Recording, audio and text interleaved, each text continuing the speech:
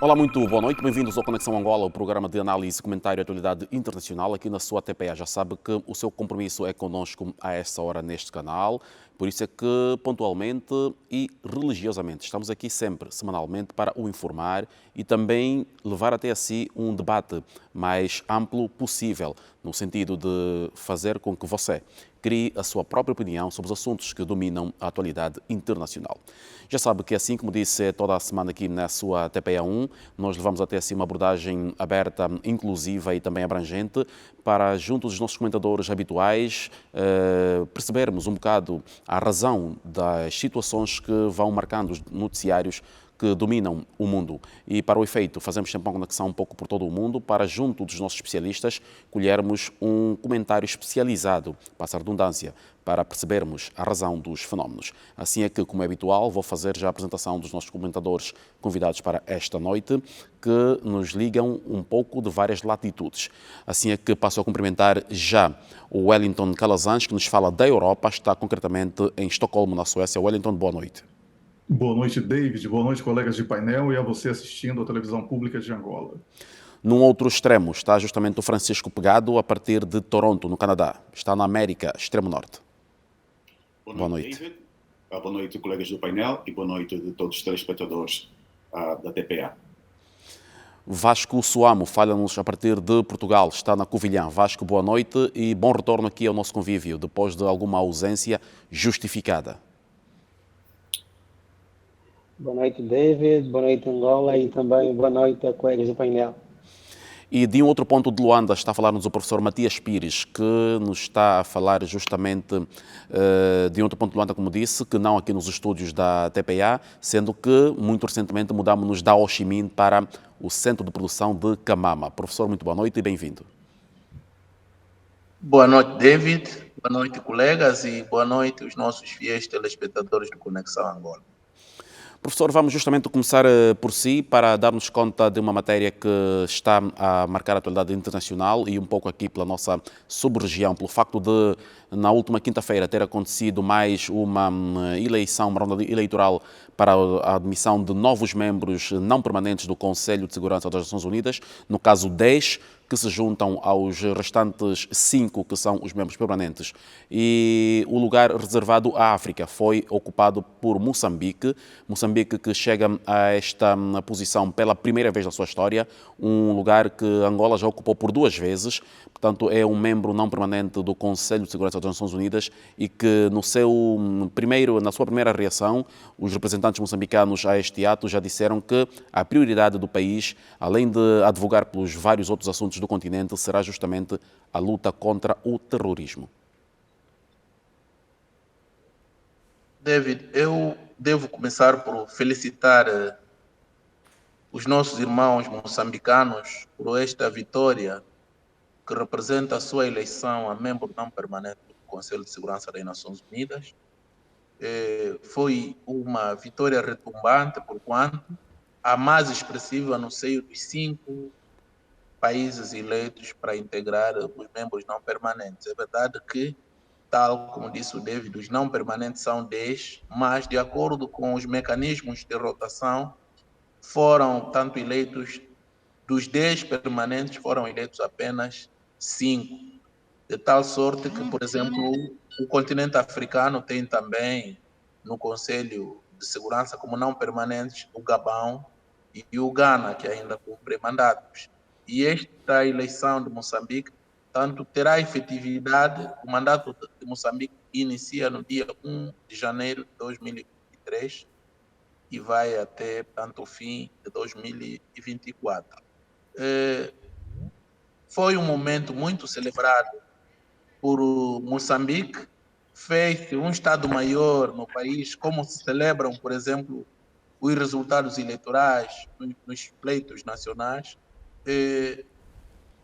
num universo de 193 estados que estiveram na sessão da Assembleia para a eleição, Moçambique colheu 192 votos.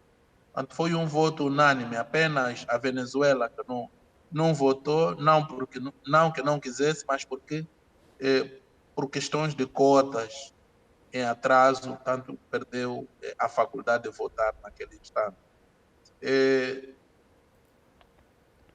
Realça-se o papel desempenhado também pelo antigo presidente de Moçambique, Joaquim Alberto Chissano, considerado o pai da diplomacia moçambicana por ter sido o primeiro-ministro dos negócios estrangeiros de Moçambique independente. E esta vitória calha bem, portanto, por coincidir com o mês em que Moçambique celebra os seus 47 anos de independência, que será, portanto, a 25 deste mês. Entretanto, isso vai obrigar a que Moçambique reforce a sua equipa em Nova York. Também estará sob escrutínio internacional, portanto, questões como os direitos humanos e outras agendas ligadas às Nações Unidas vão merecer maior atenção. Este prestígio que Moçambique conquista também vai permitir com que o país possa colocar na tribuna mais alta da política multilateral as questões internas que têm a ver com a luta contra o terrorismo que o país enfrenta. Portanto, é um grande momento para Moçambique. Espero que Moçambique possa também colher a experiência de Angola, que é um país irmão que já fez 2 mandatos, um membro não permanente no Conselho de Segurança das Nações Unidas, e vamos esperar que seja um mandato proveitoso que contribua para a consolidação da imagem externa e o prestígio de Moçambique, sendo que o fim deste mandato poderá coincidir também com a fase em que deverá haver a eleição presidencial em Moçambique, o que vai fazer com que isto obrigue a um certo cuidado na gestão dos processos políticos internos por causa da exposição internacional que o país estará sujeito ao longo desse período. Para além dessa questão do terrorismo, Moçambique tem experiência também em termos de gestão e resolução de conflitos. Sabemos a forma como tem gerido o conflito com a Renamo. Portanto, auguramos que reforce o multilateralismo. Sentimos que, de algum tempo a esta parte, tem privilegiado mais, em termos de política externa, a diplomacia bilateral, mas estando nesse palco, as questões do multilateralismo, como um dos porta-vozes do continente africano, deverão tomar relevância. Também é importante olhar para o facto de esta eleição, apesar de parecer fácil pelo número expressivo, não ter sido, porque os países ocidentais, em algum momento, tentaram chantagear Moçambique por ter assumido neutralidade em relação ao conflito que opõe a Rússia e a Ucrânia, apoiada pelo bloco ocidental. Mas, felizmente, a neutralidade produziu melhores resultados, porque se apoiasse o lado ocidental, iria colocá-lo à margem, portanto, da Rússia, que é membro permanente do Conselho de Segurança e seus aliados, mas por ter assumido a neutralidade, conseguiu colher votos de todos os lados em confronto. Dizer que, em compensação à tentativa de chantagem, viu-se os interesses que países como os Estados Unidos e a França têm na indústria mineira moçambicana. E também olhar para as relações, por exemplo, do Ruanda, que é um dos principais parceiros atuais de Moçambique, com o Reino Unido, o que também contribuiu para um certo desanuviamento e o encaminhamento do sentido de voto unânime de todos os Estados, para além, naturalmente, dos seus aliados tradicionais, como é a Rússia, a Angola e tantos outros países. Professor, um resultado, entretanto, que também não se esperava que fosse diferente, sendo que para estes 5 membros recém-eleitos para o Conselho de Segurança como não permanentes, Moçambique era o único que estava a concorrer para ocupar a cadeira reservada à África. Sim, tanto não estava em causa a sua eleição, tanto Moçambique rende o Quênia, mas sendo por voto secreto, poderia haver, por exemplo, abstenções. Aliás, se olharem para os números dos outros 5 países eleitos, hão de notar que só Moçambique atingiu o valor tão Essa expressivo expressividade de numérica. 92 euros. Os demais tiveram números menos expressivos, quer seja o Equador, que vai render o México, o Japão, que rende a Índia, Malta, que rende tanto a Noruega, a Suíça, que também rende um dos países europeus, que agora não me ocorre, a Irlanda, penso. Então, todos esses tiveram números menos expressivos em relação a Moçambique. E penso que para isso também contribuiu a unanimidade de posições da parte do continente africano em relação ao seu membro, que nós temos que valorizar. Agora, para terminar, David, enquanto Moçambique recebeu essa eleição de forma unânime, foi celebrado por todas as tendências políticas do país. Não é o mesmo, por exemplo, que observamos aqui em Angola. O presidente João Lourenço foi eleito campeão para as questões de paz e reconciliação do continente africano pela União Africana e, infelizmente, algumas tendências no país procuram retirar o valor que isso representa para o nosso Estado por questões de birra, de política interna, o que não se deve justificar, porquanto as questões de Estado devem ser colocadas acima dos interesses e das querelas político-partidárias. O presidente João Lourenço é o campeão das questões de paz e segurança e reconciliação em África. Estamos a ver o trabalho que o Civicop está a desenvolver internamente. Esta semana, a União Africana voltou a felicitar o presidente João Lourenço através tanto do COREP, que é o Comitê dos Representantes Permanentes, que integra todos os embaixadores do Estado africano, pela forma como o presidente João Lourenço dirigiu as 2 cimeras havidas em Malabo, mas estas questões não são bem-vindas para alguns segmentos da nossa política interna, que nós temos que lamentar. Obrigado, professor Matias Pires, aqui por estas palavras sobre esta questão que tem a ver com a eleição de Moçambique para membro não permanente do Conselho de Segurança das Nações Unidas pela primeira vez. Vasco Suamo, depois do que foi dito aqui pelo professor Matias, o que é que há a acrescentar? O Vasco dedica os seus estudos em relações internacionais, sobretudo em questões de defesa e segurança no continente africano, sobretudo. Esteve justamente recentemente em Malta a terminar estudos nesta matéria. O que é que isto deve representar de uma forma geral para Moçambique, um país que, apesar de ter agora esta notoriedade no plano internacional, internamente ainda tem estes pequenos focos de insurgência que são mesmo mencionadas como terrorismo. Como é que Moçambique agora deverá usar esta posição atual que conseguiu granjear para resolver problemas internos e depois também olhar para o resto do continente?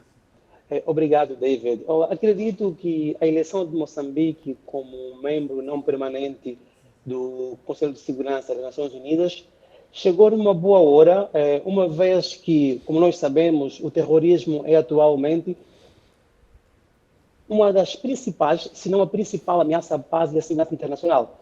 E Moçambique vem enfrentando o terrorismo na sua mais feroz versão. Como bem disse o presidente de Moçambique, durante o mandato como membro não permanente do Conselho de Segurança, com a sua experiência em matéria de combate ao terrorismo, como é bem sabido por todos nós, o país tentará contribuir para a manutenção da ordem internacional e do modo que incentivará o diálogo e o multilateralismo, como bem o professor falou, como ferramenta na resolução dos conflitos em África também. Mas, David, eu queria chamar aqui uma reflexão para o seguinte panorama. O Conselho de Segurança das Nações Unidas, né, é o órgão mais importante da organização.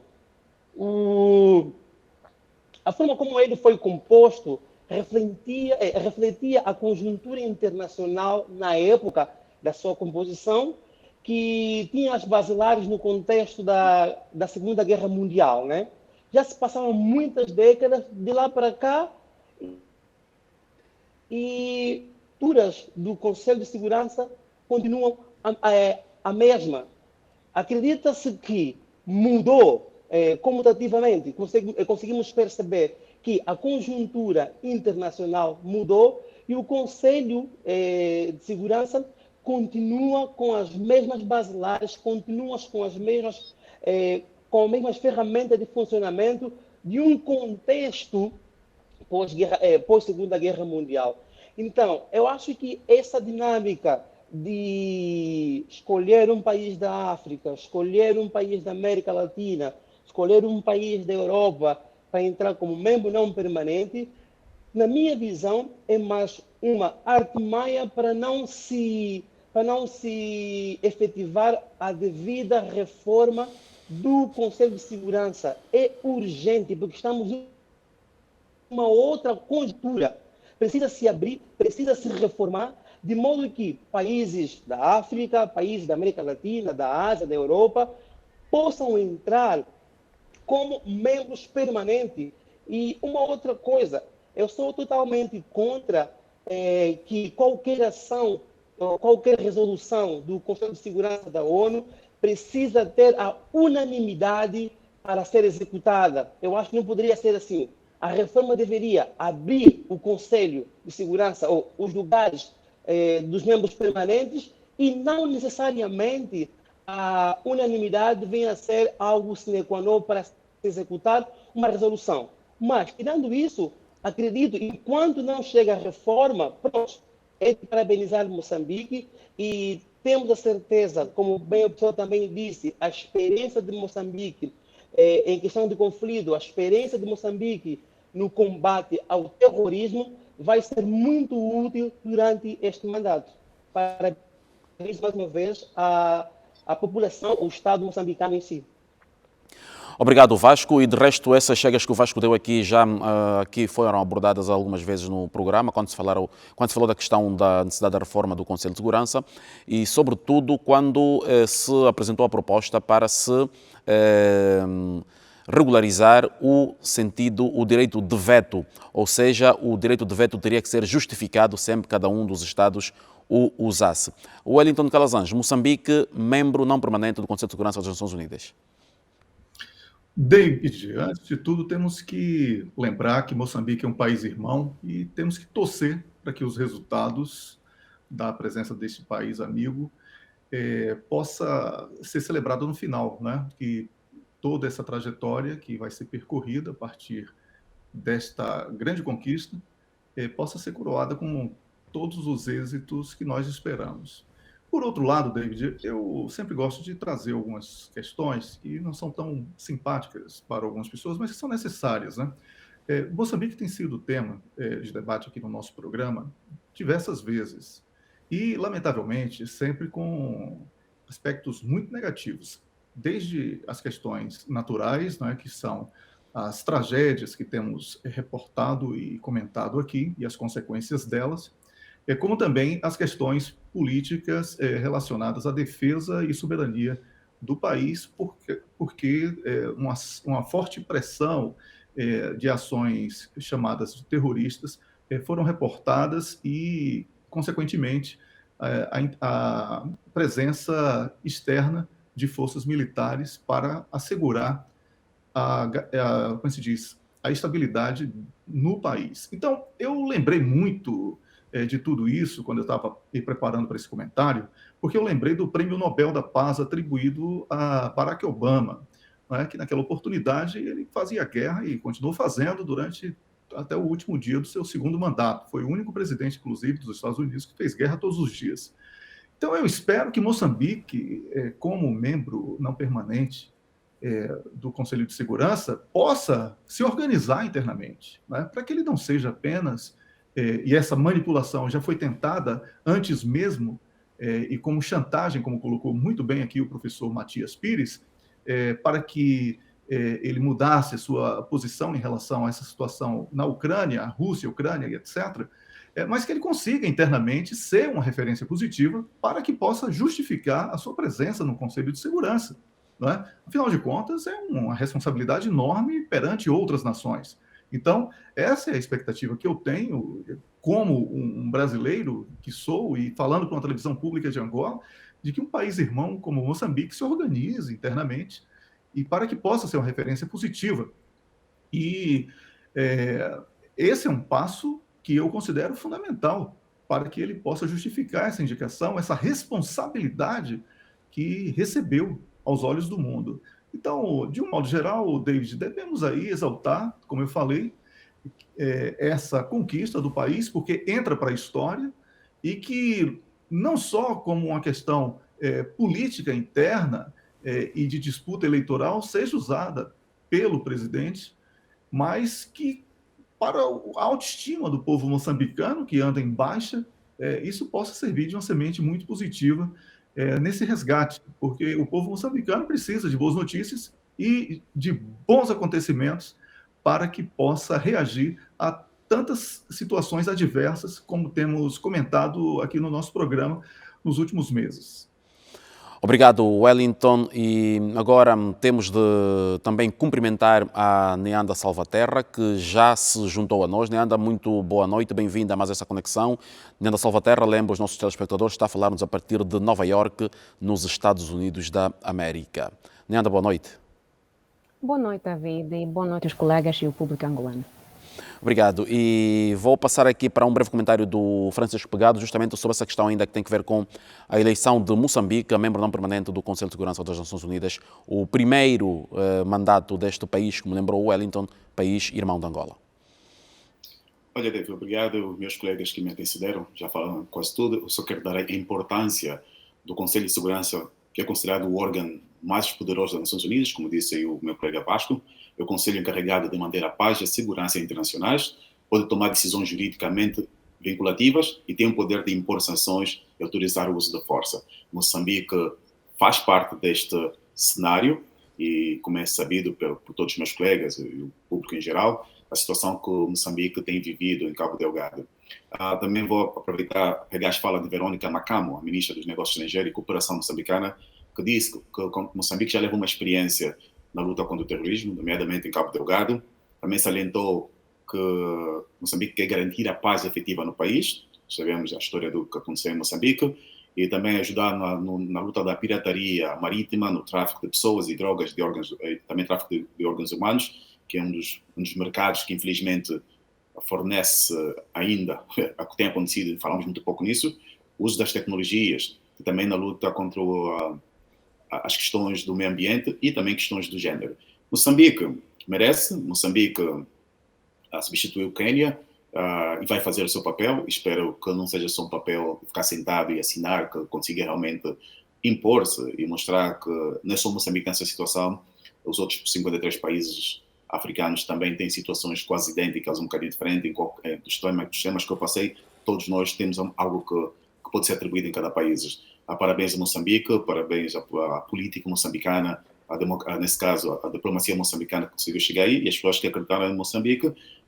Espero eu, do fundo do coração, que Moçambique realmente consiga apaziguar os espíritos, que usa essa plataforma para que o país possa ser redescoberto no sentido de que as pessoas olhem para Moçambique além das questões de terrorismo, mas que Moçambique possa promover, como disse o meu colega Wellington, aí também, questões sociais e políticas, e não só, para que Moçambique sim possa avançar. Parabéns, mais uma vez, ao continente africano. E estou de acordo com o Vasco também que tem-se fazer uma remodelação nessa coisa das Nações Unidas. Obrigado, Francisco, por estas palavras sobre Moçambique. Juntando aos restantes, também mandamos aqui uma saudação especial ao Alexandre Chival, nosso comentador residente que nos tem falado a partir de Maputo, Moçambique, que infelizmente hoje não está connosco. Neanda, vamos partir agora para uma outra abordagem, justamente com a questão que tem a ver com a crise na Ucrânia, o conflito que opõe a Rússia à Ucrânia. Esta semana, pela primeira vez, Angela Merkel, a antiga chanceler alemã, falou à imprensa e sobre um tema internacional. Angela Merkel diz que não se arrepende do tempo de convivência que teve com Vladimir Putin, porque alguns círculos na Europa dizem que a senhora Merkel aturou muito Vladimir Putin. Ela diz que não se arrepende de ter tido essa convivência e que foi muito boa, foi uma experiência boa e que foi graças a isso que se conseguiram evitar males maiores. Mas que ainda assim ela tudo fez para evitar que a situação chegasse ao ponto que chegou hoje. Numa altura em que temos também a confirmação de que o presidente norte-americano, Joe Biden, prepara uma reunião com os seus aliados que vai acontecer entre Alemanha e Espanha. Obrigada pela essa pergunta, David. Espero que está me a ouvir bem. Perfeitamente. A Angela Merkel, sim, obrigada. A Angela Merkel é uma líder e é uma senhora, e muitas das vezes as senhoras são especialmente socializadas para pedir desculpa em muitas situações. E eu acho, irrespectivamente da sua posição sobre a prestação da Merkel, que eu estou satisfeita que ela não pediu desculpa. Ninguém tem ou pode saber exatamente o que vai acontecer no futuro. Ela participou num jogo político com a paz em mente. Muitos outros políticos na Europa fizeram o mesmo cálculo. E como ela disse, como o David também abordou aqui, eu vou tentar traduzir um bocadinho, ela disse: a diplomacia não foi errada ou não foi equivocada só porque não tivemos sucesso. Eu não vou pedir desculpa. Pronto, é isso o meu comentário sobre a Merkel. Ela foi criticada por a sua política de apoio ao comércio de energia com a Rússia e também por a sua oposição do pedido da Ucrânia e a Geórgia de entrar em NATO em 2008. Mas neste caso, ela disse uma coisa que eu achei interessante. Ela disse que a Ucrânia, há 10 anos atrás, não estava preparada bem para entrar em NATO e ainda tinha mas uma parte do país que ainda estava sob controle do vizinho, Moscou. Então, também vou fazer um comentário sobre o que o David mencionou, que o presidente Biden vai se reunir com os países do G7 na Alemanha no 25 de junho, e depois daí vai para Madrid também, para um meeting do NATO. E como podem imaginar, tem muito na agenda. A Casa Branca fez deu uma comunicação e eles disseram que na agenda vai ser um assunto que nós já discutimos, ou que abordamos muito aqui, que é a mudança do clima. E eu acho que a mudança do clima também vai trazer ainda mais conflitos em termos de falta de água, em termos das falhas da agricultura e muitos outros problemas que vai sair disto. Também vão discutir a saúde pública, devido à pandemia, e também todos os assuntos associados com o conflito na Ucrânia. E o Biden vai levantar, disse a Casa Branca, ele vai levantar este assunto da falta de trigo e a falta dos produtos de agricultura que vêm da Ucrânia normalmente. E isto vai ser interessante porque, como sabemos, o presidente Macky Sall, que é o presidente de Senegal, como representante da União Africana, também já falou com os países ocidentais a dizerem que a África é vítima deste conflito em termos de agora a falta de produtos agriculturais que o continente está a sofrer. Então, vamos ver como é que, como já abordamos aqui, como é que Moçambique e Gana, que estão agora no Conselho de Segurança, podem levantar esses assuntos, e vamos ver como é que isto vai decorrer também no meetings que o Biden vai ter.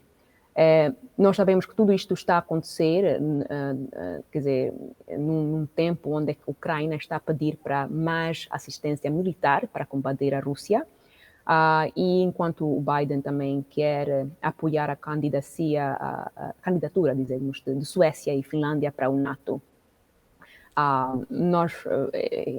É interessante, vamos ver se a Turquia deixa de estar em oposição destes países para eles entrarem na União. Obrigada. Neanda, uma última questão ainda sobre este assunto mesmo, tem que ver com, porque a Neanda falou da questão da comunicação da Casa Branca, quando anunciou essa agenda de Biden na Europa.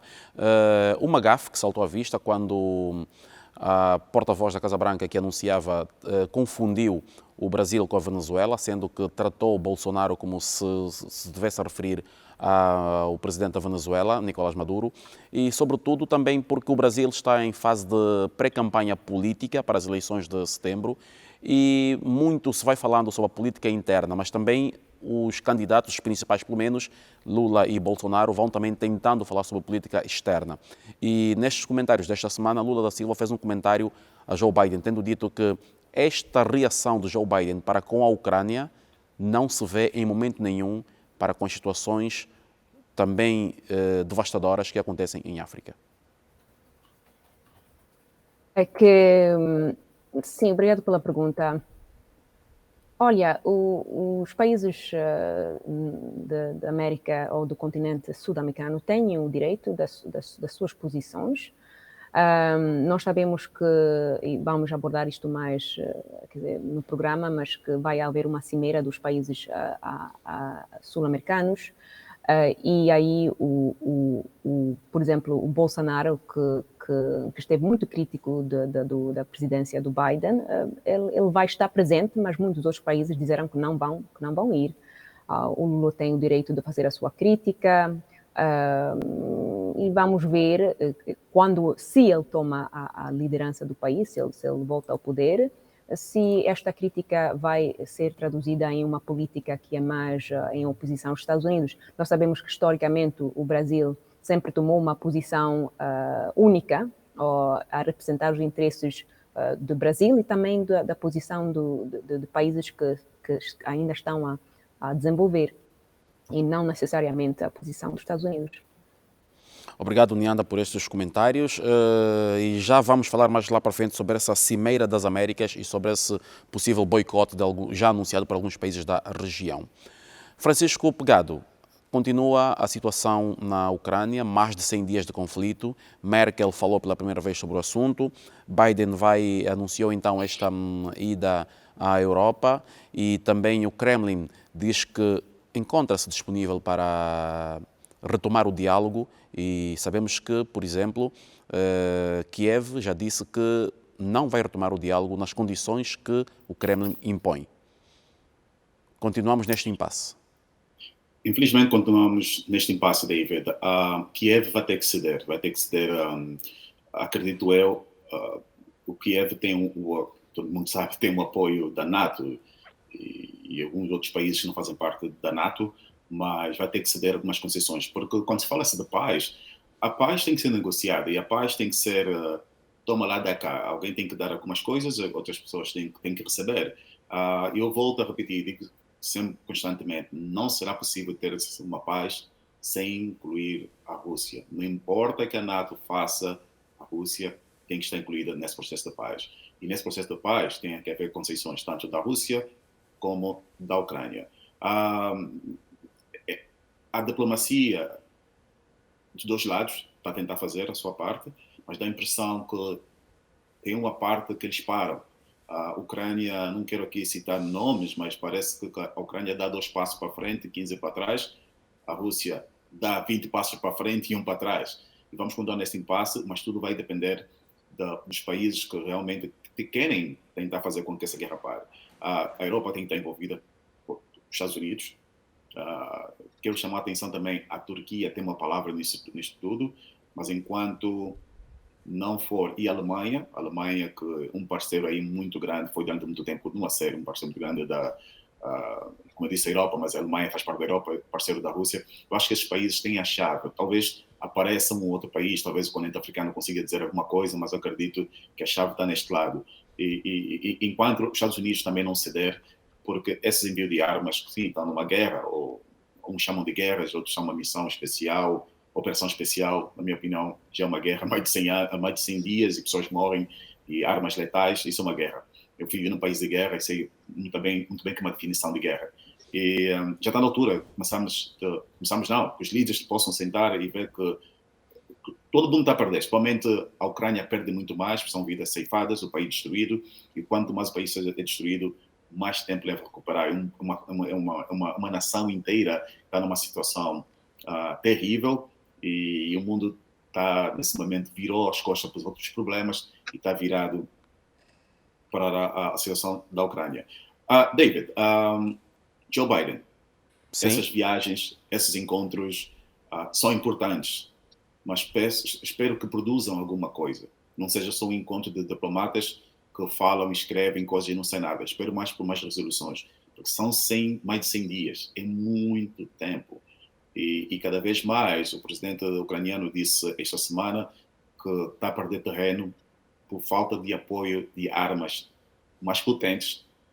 E se tivesse essas armas, conseguiria conquistar mais terreno. Isso traduz-se que essa paz não está assim muito tão próxima. E essa semana ainda o presidente ucraniano pediu que sancionassem muito mais a Rússia, que afastassem a Rússia do mundo do Fundo Internacional Alimentar, é isso que se diz? É isso que se diz, não é, senhor professor?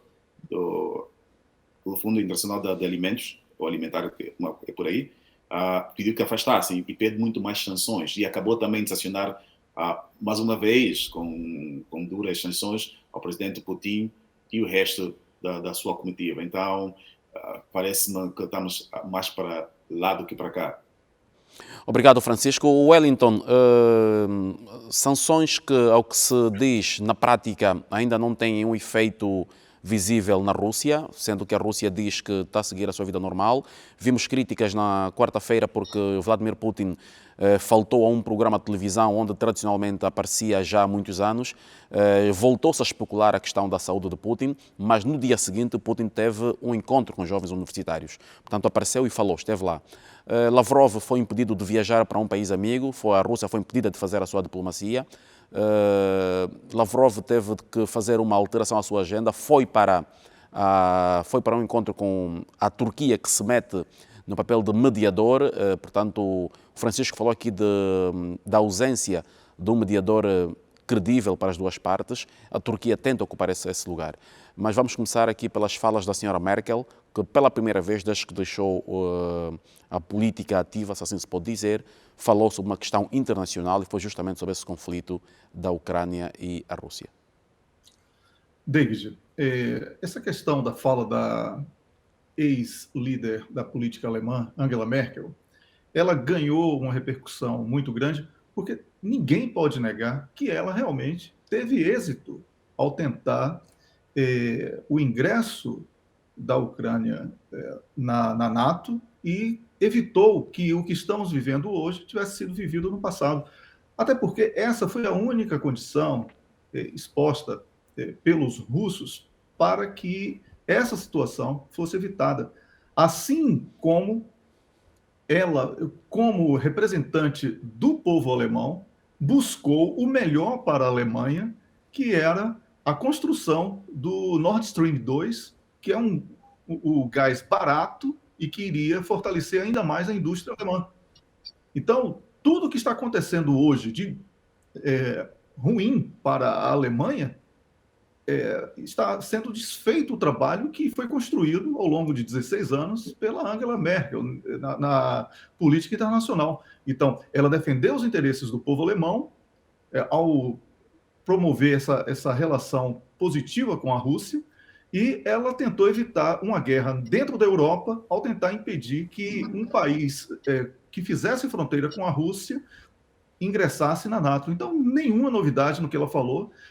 Eu concordo com a colega Nianda quando ela disse que a Angela Merkel não tinha que pedir desculpas a ninguém, porque ela não cometeu nenhum erro, porque ela representou o povo que a elegeu e não praticou nenhum mal contra outra nação.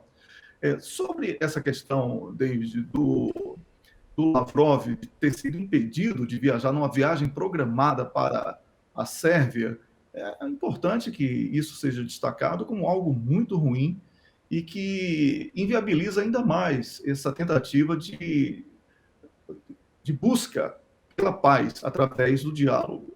O presidente ucraniano, Volodymyr Zelensky, ele não tem nenhuma condição hoje de dizer que não vai dialogar com a Rússia. Ele, comprovadamente, ele não tem mais nenhum domínio sobre a situação. A guerra que é entre NATO e Rússia, não é? Ela precisa desse conflito interno pelas duas partes, porque favorece aos russos, de alguma maneira, com a alta do petróleo, que compensa todas as outras perdas, e é uma disputa por uma ordem mundial que está em jogo. E eu acredito que somente quem pedir primeiro a rendição ou aceitar a condição de rendido irá permitir que nós, como analistas, possamos dizer qual a nova ordem mundial que será estabelecida. Se a vigente, que é dominada com exclusividade pelos Estados Unidos, ou se uma nova que se propõe multipolar, onde tem aí outros atores, incluindo Rússia, China, Índia e outros países que querem se firmar como referências nas relações internacionais. Então, há muito que ser jogado ainda nesse xadrez e vamos ver na manipulação aí desse tabuleiro quem vai ser o grande vencedor. Obrigado, Wellington. Vamos ouvir então o comentário do Vasco Suamo sobre ainda esta questão. Vasco, continuamos num impasse passados 100 dias. Sim, David, realmente continuamos no impasse. Na minha visão é o seguinte, enquanto os Estados Unidos, enquanto a NATO continuar a fornecer armas para a Ucrânia, não teremos paz naquela região. E a Rússia, no começo, havia calculado mal a situação.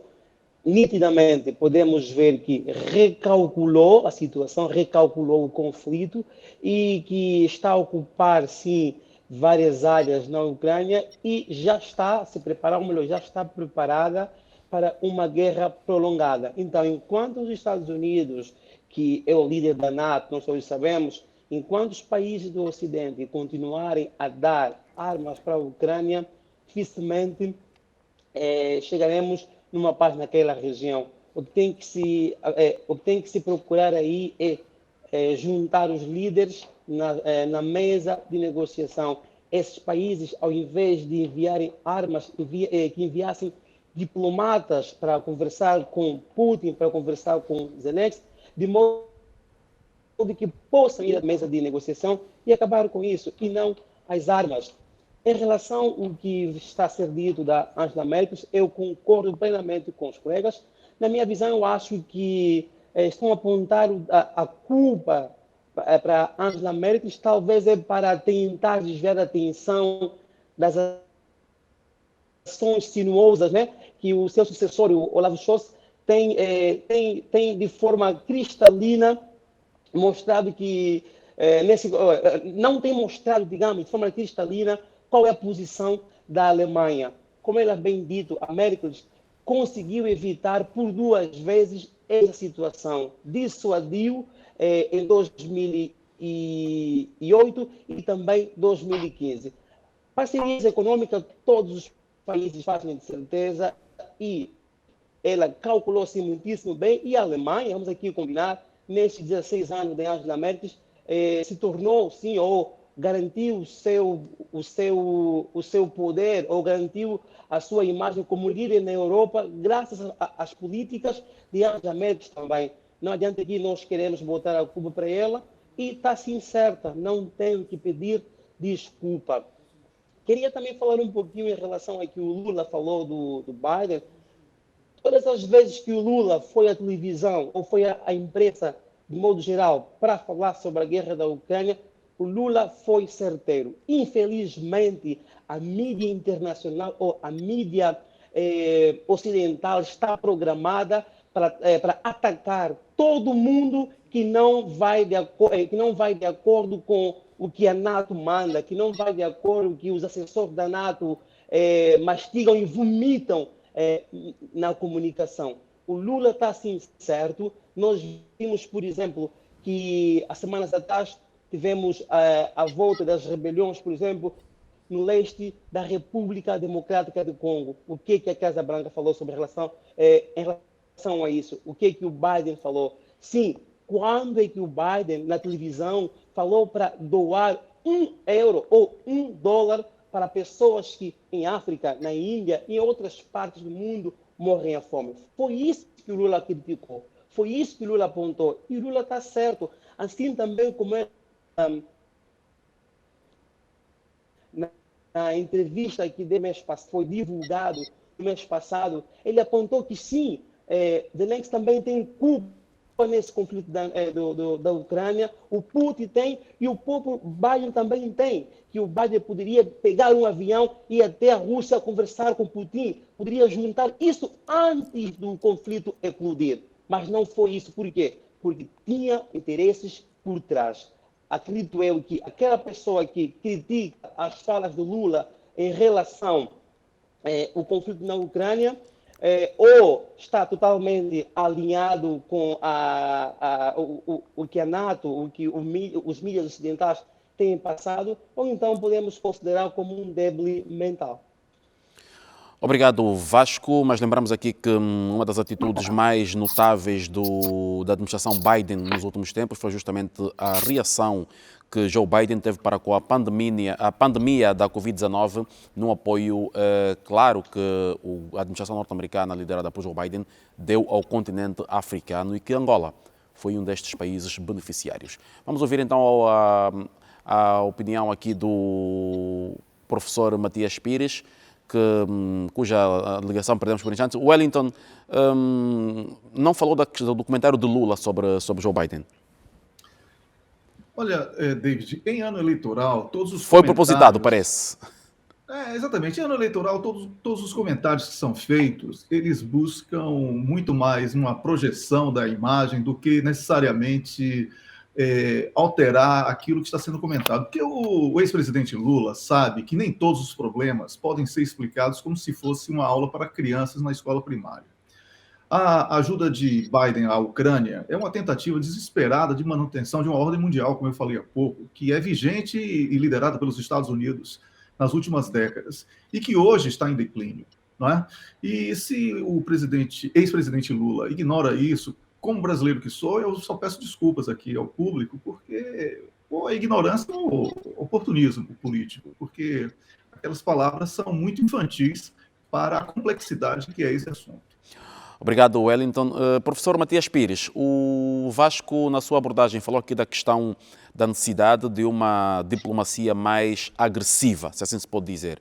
Mas nós tivemos, no palco dos acontecimentos, o secretário-geral da ONU e tivemos um apelo do Papa Francisco. Bom, nós tivemos um secretário-geral da ONU que foi já com a conotação de estar num dos lados da barricada, de tal sorte que experimentou aquela cadeira que situa-se a 6 metros da cadeira de Putin. E mais, António Guterres foi a Moscou depois daquelas 2 votações, uma para condenar a intervenção russa e a outra para afastá-la do Conselho dos Direitos Humanos das Nações Unidas. É verdade que a diplomacia é sempre importante, temos reiterado isso, mas enquanto não haver uma definição clara da correlação de forças no terreno, toda negociação será sempre uma manobra de diversão, porque nenhuma das partes está disposta a ceder no campo da negociação, se isso não for antecedido de alguma condição no campo prático da batalha. Em relação às declarações de Angela Merkel, no nosso entendimento, penso que ela não deveria pronunciar-se, porque, tendo em conta o poder que ela tinha, os segredos de Estado que detém, Angela Merkel deveria ainda estar a experimentar o seu período de nojo.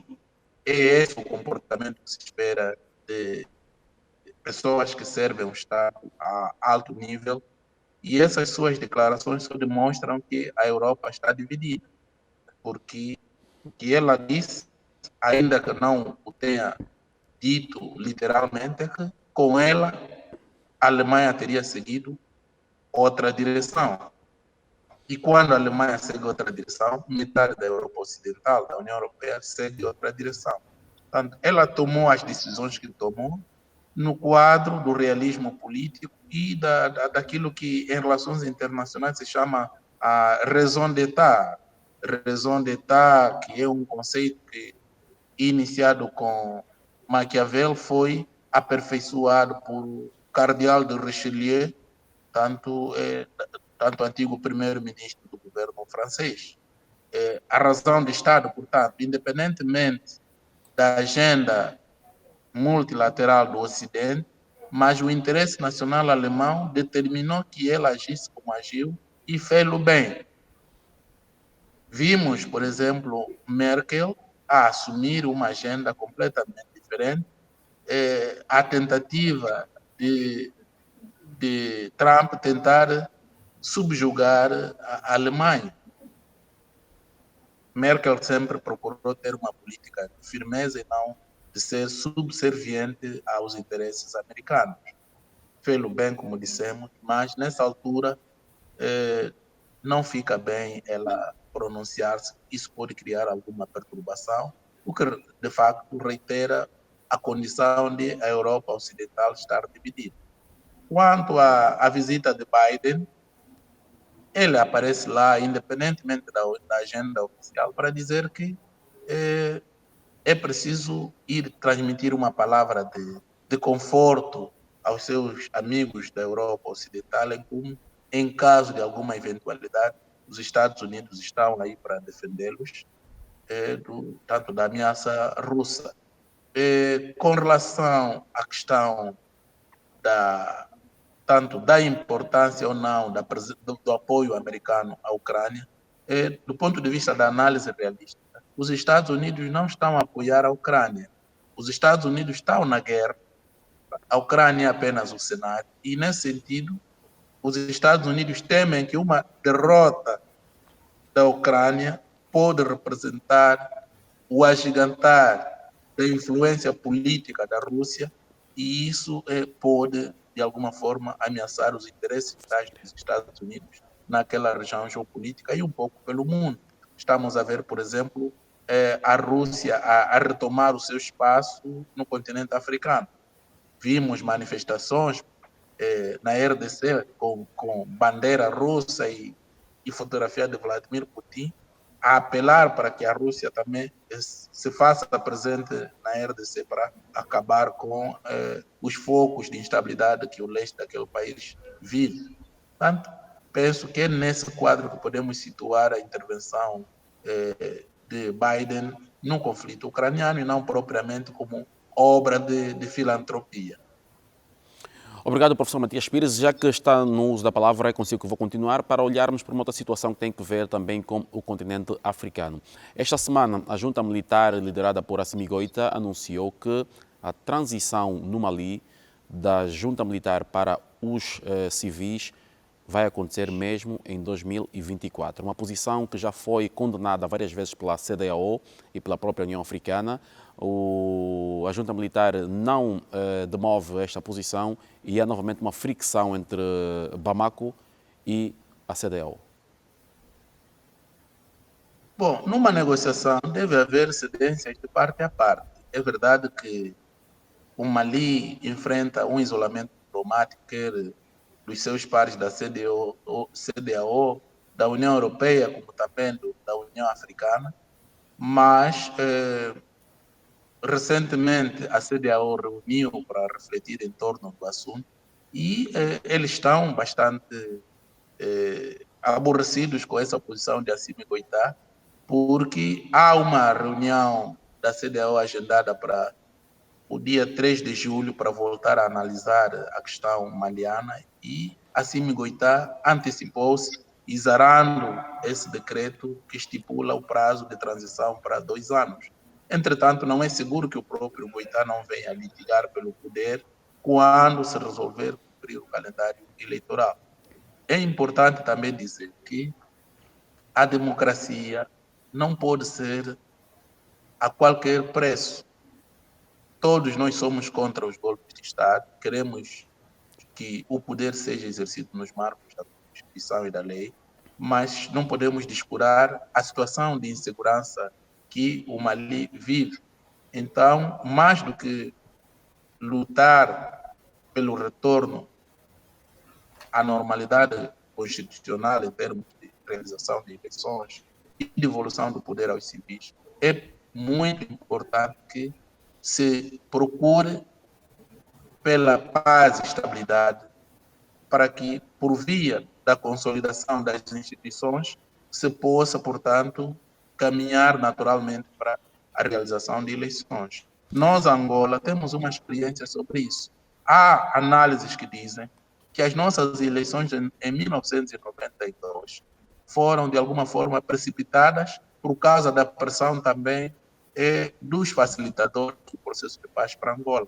Depois de 16 anos de guerra civil, com uma forte divergência ideológica, com índices de desconfiança muito elevados, fomos a votos pouco depois de um ano da assinatura do protocolo, dos acordos de Bicesse. Portanto, muitos processos em termos de agenda para a paz careciam de maturação e tivemos aquele desfecho que naturalmente não exime de responsabilidade aqueles que recusaram os resultados eleitorais que mergulharam o país novamente em guerra, mas quando se procurou pelas soluções internas, Angola retomou o caminho da paz e de estabilidade. Portanto, eu penso que é nesse intermédio que podemos avaliar a situação do Mali. Portanto, mais do que esta posição de tentativa de isolamento do Mali, o Mali precisa do apoio da comunidade internacional, sobretudo dos países da sub-região, para perceberem que calendário, que roteiro é que a junta militar pretende implementar até 2024. Sim, o apoio é fundamental, porque, segundo alguns estados, as sanções acabam por prejudicar mais o povo e não propriamente a elite dirigente. Essa é a visão que se tem. E, para além disso, há um ator muito importante na CEDEAO, que é o Senegal, que também, de alguma forma, está a ressentir-se com essas sanções, porque muitas das receitas do Senegal advêm das importações do Mali por via do Porto de Dakar e também do comércio que é feito tanto entre os dois estados. Mas a CEDEAO, na primeira reação a este anúncio da junta militar, a CEDEAO disse que, apesar de tudo, vai manter o seu enviado especial para a situação do Mali e as negociações vão continuar. É a decisão assentada, porque, como nós temos reiterado aqui no programa, independentemente das circunstâncias, é sempre importante manter os canais de diálogo, porque o Mali é aquele bebê que, estando com febre, por vezes até é tirado do seu próprio quarto para estar perto dos pais, para ao longo da noite ir verificando, por exemplo, a temperatura. Então, mais do que isolar apenas, se calhar precisa de um pouco mais de apoio para que possa retomar a normalidade constitucional, sendo sempre necessário condenar os golpes de Estado, que não são formas de exercício de poder no nosso continente. Obrigado, professor Matias, aqui por estes comentários sobre a situação que se vive no Mali, depois que esta semana a junta militar, liderada pelo coronel Assimi Goïta, anunciou que a transição no país vai até 2024, portanto a data prevista para a realização de eleições. Wellington Calazans, mais uma vez o Mali e mais uma vez a junta militar em desacordo com aquilo que é a mediação da CEDEAO. Olha, David, o professor Matias, ele expôs com muita propriedade, até porque acompanha o tema com profundidade. E o que eu posso dizer sobre esse tema, primeiro temos que lamentar, né, essa situação que já foi prevista aqui no nosso programa, em outras edições, que seria atingido esse nível de desgaste. Concordo com o professor Matias quando ele diz que a diplomacia deve sim ser mantida, porque é a via de diálogo possível, né? E o bloco regional ainda não decidiu, não definiu, porque há uma reunião no dia 3 de julho que aí está sendo considerada pelos especialistas da política local como a data decisiva para que possamos saber o que realmente vai acontecer, né? Porque há uma queda de braço em que a junta de transição estabeleceu um período considerado longo pelo bloco internacional, mas que eles consideram necessários para que possa haver um ambiente favorável à realização de eleições e de transição do poder. Então, David, fico aqui dividido entre aquela situação de estamos diante de uma defesa dos interesses nacionais no Mali através de uma longa transição ou de uma eternização de um poder que foi tomado por vias antidemocráticas. Ou terá poder, então, a comunidade internacional para uma ingerência, isso seria ferir a soberania? Então, é uma questão delicada que nós precisamos realmente aguardar o que vai acontecer nessa reunião do dia 3 de julho para poder ter uma opinião mais fundamentada, porque até aqui a única notícia concreta que temos é a queda de braço. Obrigado, Wellington. E lembrando aqui as palavras do professor, que a democracia não se pode impor a qualquer custo. E já aqui no Conexão Angola falamos das questões, por exemplo, da Somália e também da Líbia. A Somália chegou mesmo a realizar eleições, mas conhece a situação do país e a Líbia tem este processo ainda num impasse. Falando em impasse, Neanda Salvaterra, vamos ouvir aqui a sua opinião sobre o Reino Unido. Reino Unido que ainda está na ressaca das festividades do jubileu da rainha, portanto, mais que logo um dia a seguir as festividades oficiais do jubileu da rainha, o Parlamento agendou a votação para a moção de desconfiança ao primeiro-ministro Boris Johnson.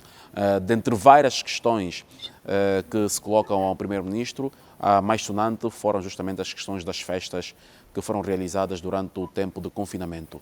Mas, tal como já o falamos aqui também no programa, parece que Boris Johnson é o político das 7 vidas. O político das 7 vidas, está já a dizer que já perdeu 2. Olha, sim, como nós já abordamos aqui, o primeiro-ministro Boris Johnson foi sujeito a esta ação, onde 40% dos seus colegas que fazem parte do partido dele votaram para ele sair. Mas o nível dos colegas que votaram não foi suficiente para ele obrigar, debaixo da lei parlamentar, para ele sair do gabinete.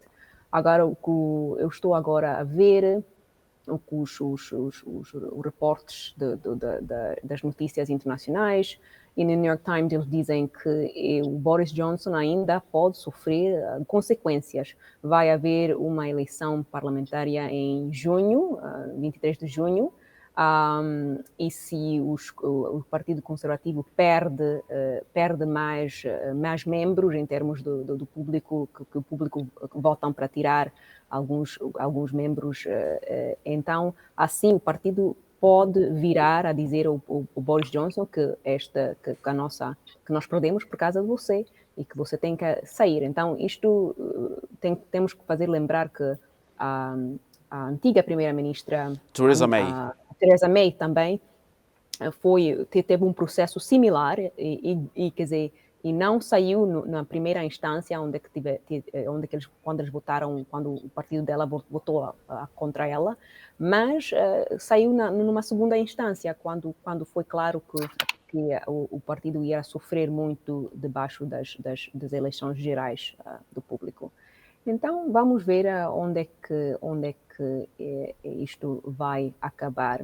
Eu queria também só fazer um comentário rápido, se não foi mencionado aqui, sobre um outro assunto que já abordamos aqui, que é que, em termos das sanções por cima da Rússia, que também quer dizer, o Reino Unido faz parte dessas sanções e que o Boris Johnson tem sido muitos expertos dizem que ele tem usado o conflito na Ucrânia para se esconder um bocadinho e para ser aliviado deste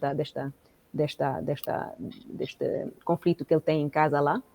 Mas Mas em termos das sanções na Rússia, esta semana, se eu não estou errada, o Bloco Europeu agora votou para fazer um embargo do petróleo russo. Isso era um assunto que estavam a abordar, que tinha, como já os colegas dirão, tinha muita oposição dentro do bloco, mas eles fizeram um compromisso onde é que eles vão bloquear principalmente o petróleo que vem exportado para o mar, mas alguns países vão conseguir ainda importar petróleo que vem por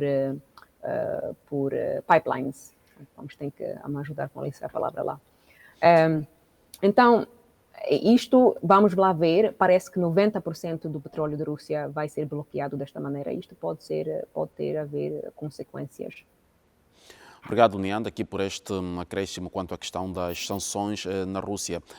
Mas lembramos que, apesar da União Europeia de forma unânime ter votado, logo a seguir a votação, alguns países já também manifestaram sua oposição quanto a esta medida, nomeadamente, por exemplo, a Hungria. E também esta semana tivemos conhecimento, foi divulgado pela imprensa internacional, um mapa de que como vários países europeus, apesar das sanções, continuam a comprar gás e petróleo russo. E é o que se sabe, a pagar em rublos. Wellington Calazans, Reino Unido, Boris Johnson sobrevive a uma moção de desconfiança no Parlamento. Olha, David, ele enfrentou o maior teste de seu cargo de primeiro-ministro, né? Foram 359 parlamentares conservadores que votaram e se o demitiam ou não como primeiro-ministro. Então, é uma situação, nós já falamos aqui, que a presença dele hoje, na condição de primeiro-ministro, ela é uma ameaça ao próprio partido, porque as eleições estão próximas, o ponto de desgaste dele atingiu um nível insuportável para o partido, a opinião pública, os novos inquéritos, vamos chamar assim, de opinião pública, apontam para uma queda muito grande na popularidade tanto dele como do seu partido, e isso desagrada, né? Tanto internamente, do ponto de vista do partido e do bloco que está no entorno dele, como também a imagem do Reino Unido no momento em que o mundo vive uma crise que é muito grande. Então, há vozes críticas que são tanto da oposição como dos seus correligionários.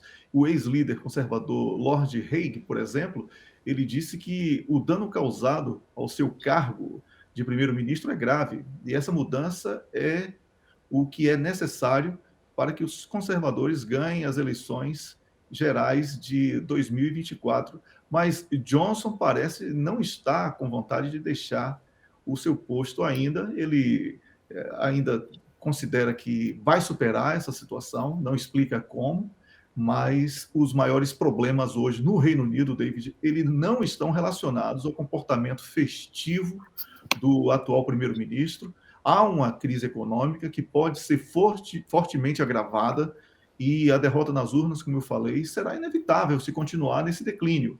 Até mesmo a relação de Boris Johnson com Joe Biden está arranhada por conta dos recentes ruídos sobre o livre comércio entre os dois países, não é? Porque o primeiro-ministro Boris Johnson está prestes a publicar leis controversas na próxima semana que anulam partes do protocolo do acordo do Brexit para o comércio entre a Irlanda do Norte e a ilha da Grã-Bretanha. E isto tem produzido ruídos entre os moderados conservadores que estão preocupados com o impacto dessas leis na posição internacional do Reino Unido.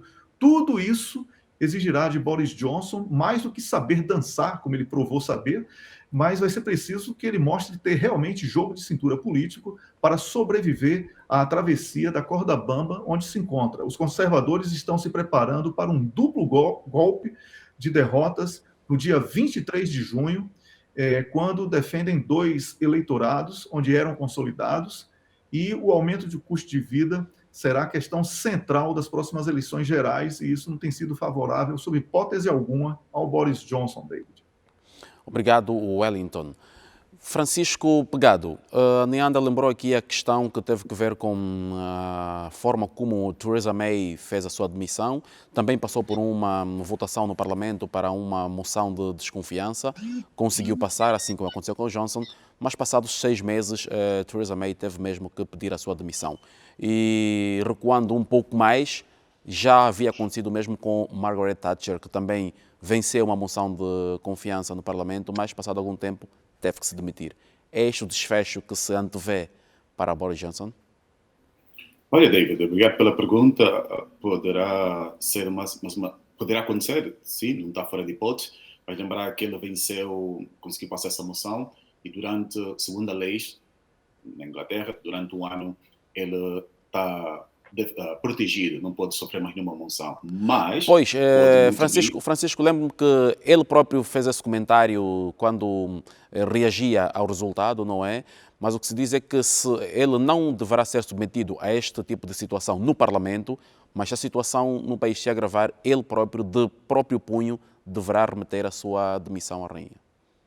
Sim, é isso que chegar, é isso que eu quis dizer, por próprio punho, porque já é da praxe os partidos, quando perdem as eleições, os primeiros-ministros perdem as eleições, muitos demitem-se na liderança de partidos, há quem ainda continua para tentar uma segunda volta, regressar ao poder, mas, como foi dito pelos colegas, como eu disse, foram 148 votos contra e 211 a favor, e durante esse ano inteiro ele tem uma proteção especial, mas as eleições que virão poderá afetar muito e o próprio primeiro-ministro demitir-se.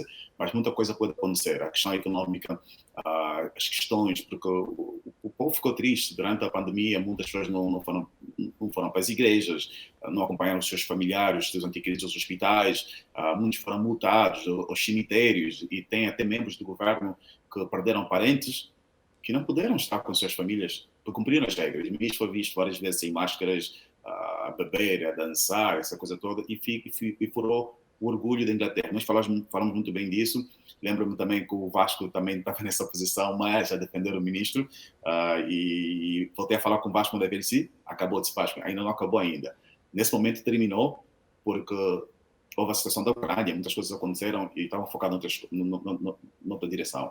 Mas o ministro está ali. O que vai definir a sua permanência será a economia, a situação da Ucrânia, a situação interna do próprio país, a imigração, os acordos que foram feitos antes e depois da saída da Inglaterra da União Europeia. Isso é que vai decidir a permanência ou não de Boris Johnson, o primeiro-ministro da Inglaterra. Mas tem muita água pela frente, quase, vamos ver, tem aí uns mesitos, vamos ver o que vai acontecer. E se conseguir passar, garanto-vos, se ele conseguir vencer, provavelmente a maioria absoluta, não perder os locais que são tradicionalmente do Partido Conservador, Boris Johnson vai continuar no poder até as próximas eleições. Mas, como uma vez a Neanda disse, que ele é um porco, como é que ele usa uma expressão, que ele é um porco que escorrega facilmente, consegue manusear. Por favor, colega, não fui eu, né? Foi o Cameron, foi o Cameron, seu nome. Citava o James Cameron, portanto, o antigo primeiro-ministro britânico também.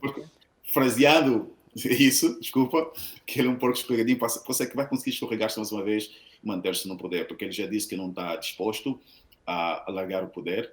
E uma coisa que eu não gostei, que no final da sua fala ele disse, vamos trabalhar, que é o mais importante, esquecer esse barulho que a mídia gosta de fazer. A mídia não gosta de fazer barulho, a mídia só reporta as coisas que aconteceram. A mídia não foi contra o Johnson. Boris Johnson, desculpa. Boris Johnson. Sim, a mídia foi contra as coisas que foram feitas. E a Inglaterra, sendo esse país tão tradicional... A mídia reportou apenas factos que de facto ocorreram. Sim, mostra essa imagem imaculada, que a Inglaterra aquilo aconteceu e tinha que ser reportado. Mas, caminho pela frente, vamos esperar o que é que irá acontecer. Aguardemos. Vasco Suamo. A quando do princípio deste processo, lembrou aqui o Francisco, o Vasco estava em favor de Boris Johnson.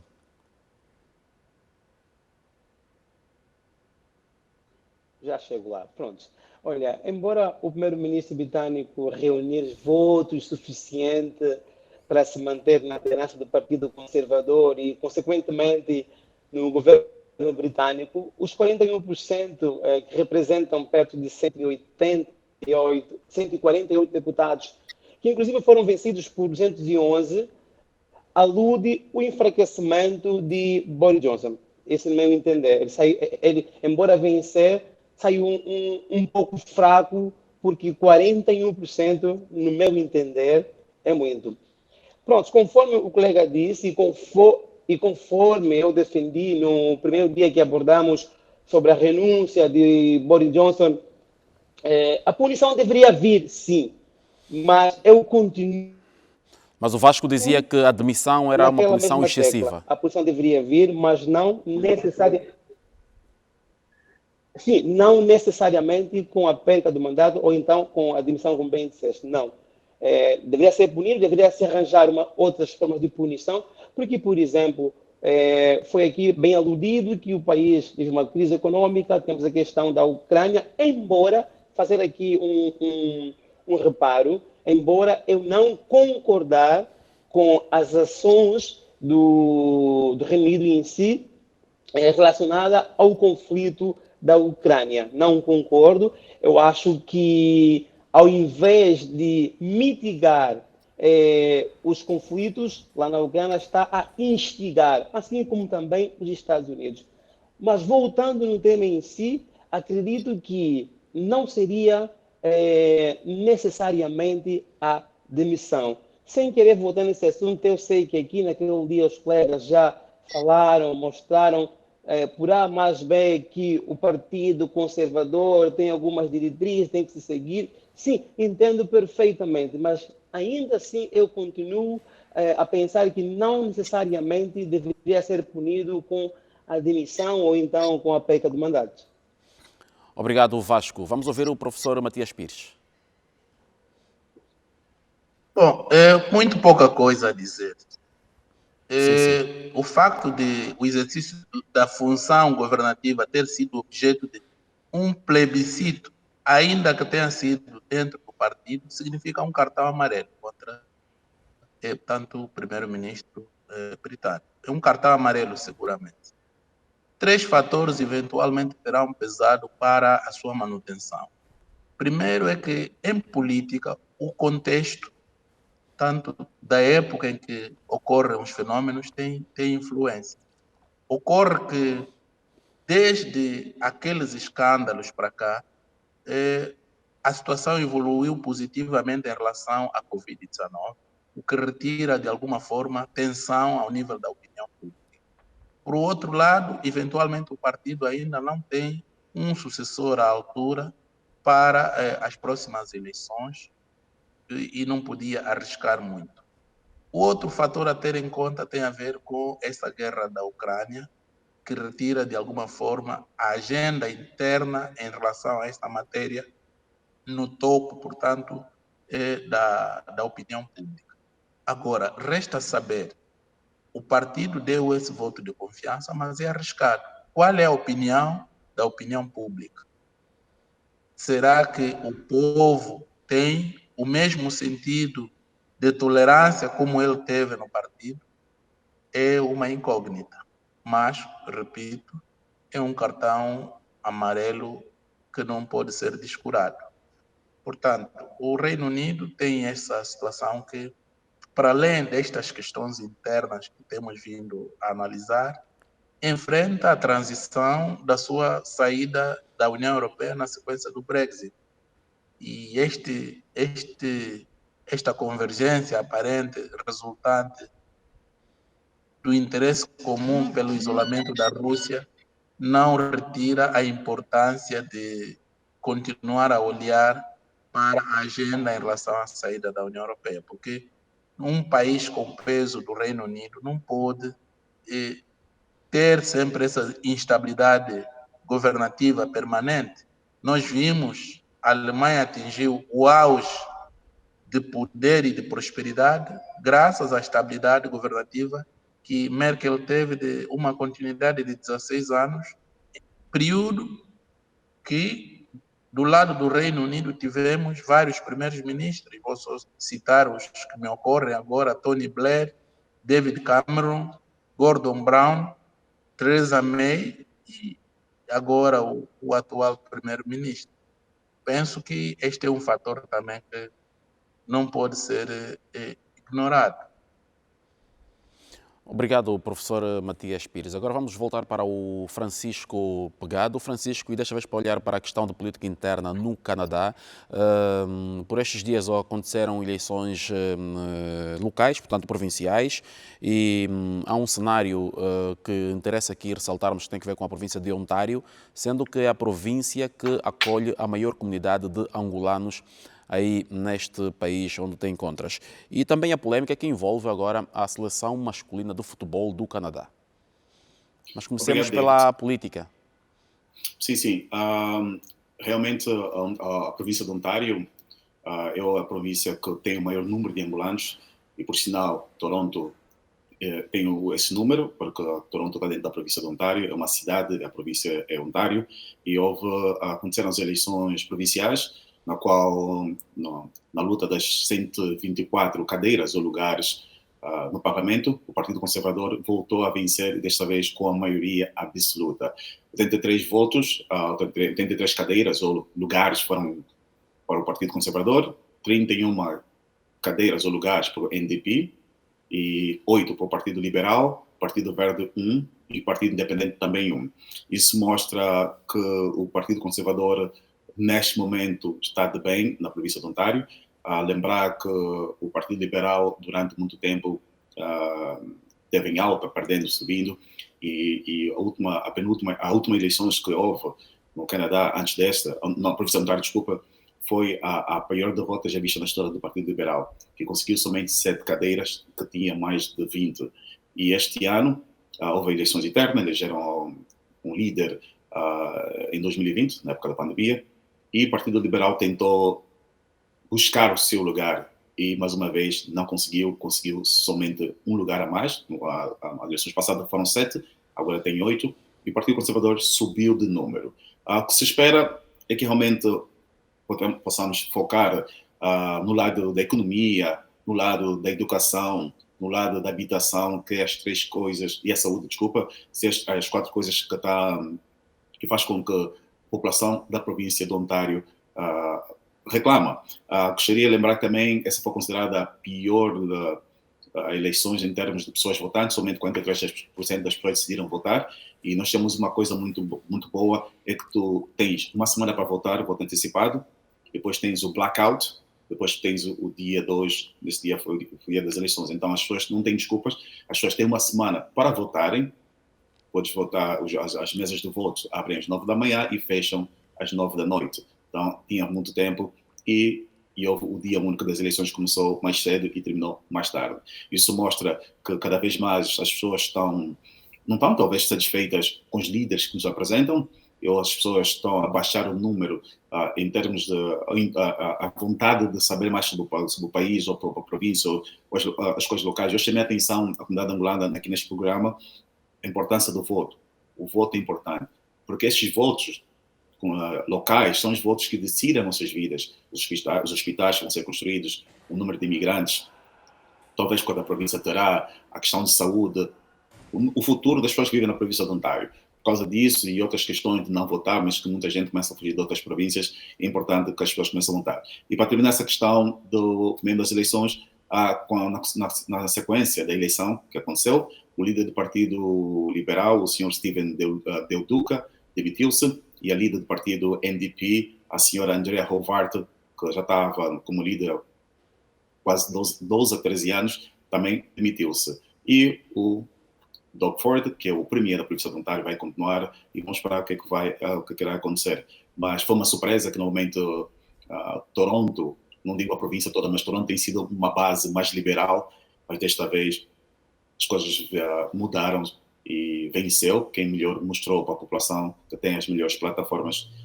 Disse que o Doug Ford foi o herói no tempo da pandemia. Estava a ser contestado no princípio, nos primeiros 2 anos, mas nos últimos 2 anos veio a pandemia, transformou-se no herói. Esperamos que que esse herói continua a usar uma capa que possa defender a todas as pessoas que moram dentro da província de Ontário e as pessoas que farão parte.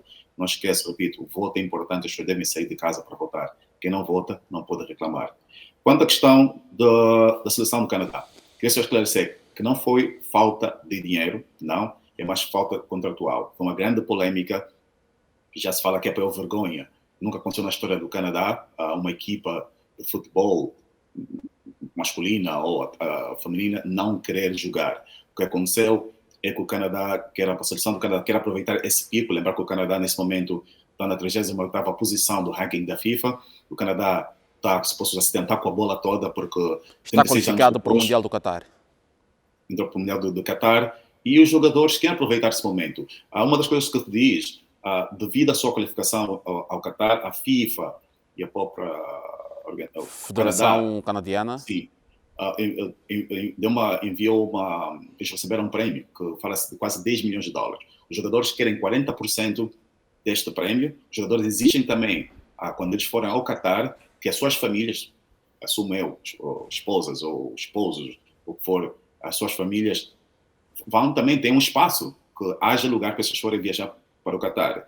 E que a direção da Federação de Futebol do Canadá também possa mudar, que seja mais sérias e que o futebol feminino seja visto da mesma forma que o futebol masculino é. Nesse sentido, falo da questão de pagamento. O que é que acontece?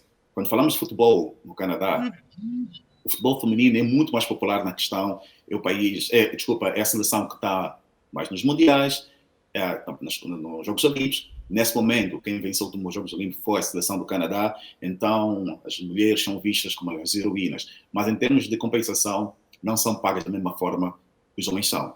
Os homens uniram-se. Quem conhece futebol viu o que aconteceu nos Estados Unidos. Durante mais de 5 anos, a Federação de Futebol Feminina foi ao tribunal e conseguiu vencer. E agora a Federação Americana tem que pagar o mesmo valor, em termos salariais, o prêmio de jogos, para o futebol feminino. E o Canadá, nesse caso também, os rapazes, a seleção masculina abraçou a mesma ideia. Querem agora esta igualdade de tratamento que se dá à seleção feminina e que agora deve também chegar à seleção masculina. Sim, pediram desculpa, mas eu repito, o jogo com o Panamá não aconteceu, mas agora o Canadá está a jogar nesse momento e venceu o coração, está na Taça das Nações, da CONCACAF. Isso também já mostra que as coisas não estão muito bem, porque o Canadá tem que se preparar para o Mundial. E lembrar que também há bem pouco tempo, antes do Panamá, o Canadá cancelou também um jogo polêmico, foi com o Irão. Lembrar que o Irão abateu um avião, um avião ucraniano, que na altura morreram muita gente, fala 176 pessoas que morreram, e tinha 55 canadianos e, se não estou em erro, 30 residentes canadianos. E a situação está no tribunal, o povo está ressentido, principalmente as pessoas que perderam os seus familiares, os seus amigos, e não seria bom o Canadá jogar com o Irão, no solo canadiano, uma partida de futebol. O primeiro-ministro do Canadá até comentou sobre isso, que também não seria uma boa ideia, e o jogo foi cancelado. Então o Canadá já cancelou 2 jogos, um por motivos extra-campos, o outro porque decidiram não jogar por problema de jogo. Porque esse é o momento que os rapazes querem dizer, vamos capitalizar esse momento, vamos mostrar ao mundo que não é one hit wonder, não vai ser só uma vez que a gente vai para o Mundial, e quero que as novas gerações possam ser respeitadas em termos salariais, em termos de prêmio de jogo, e que o futebol passa, apesar de ser uma unidade muito praticada, ainda não é número 1 do Canadá. Tem pessoas que praticam, muita gente, mas não tem outros amores. Tem o hockey em gelo, basquetebol, curling e umas outras modalidades que ainda são vistas como mais importante. O futebol é até mais barato a ser praticado em relação às outras, mas ainda não é a número 1 do Canadá. Essa é a questão que o mundo olhou para o Canadá. Será que está acontecendo no Canadá? Não foi uma questão mais de dinheiro, mas foi uma questão mais contratual, de contratos, e questão mais de respeito e defender novas gerações, e que eu acabei de dizer, a ida à Copa do Mundo, os direitos dos familiares, e também o mesmo tratamento para a seleção feminina, que ficaram satisfeitas com esse apoio dos rapazes. Obrigado, Francisco Pegado. Resta-me agradecer aos restantes participantes, portanto, no caso, Wellington Calazans, Nianda Salvaterra, Vasco Suamo e Francisco Pegado. Perdemos a conexão ao professor Matias Pires, que também esteve connosco durante o programa. Aos 5, nosso muito obrigado por esta conexão, mais uma. Queremos querer contar com a vossa sempre aprazível disponibilidade para ajudar-nos a perceber os assuntos que dominam a atualidade internacional aqui no nosso programa Conexão Angola. Muito obrigado e boa noite. Obrigado, Boa boa noite. noite. Também. Obrigado. Quanto a si, caro telespectador, nós também agradecemos a si pela preferência da sua audiência. Já sabe que é assim todo o sábado a esta hora aqui neste canal. Nós vamos até si um programa recheado de assuntos que dominam a atualidade internacional e trazemos comentário especializado vindo de várias partes do mundo para ajudá-lo a si a criar a sua própria opinião sobre os assuntos que dominam a política internacional. Boa noite. Nós voltamos a estar juntos no próximo sábado. Conexão Angola é o programa de comentário e análise à política internacional aqui na sua TPA. Boa noite.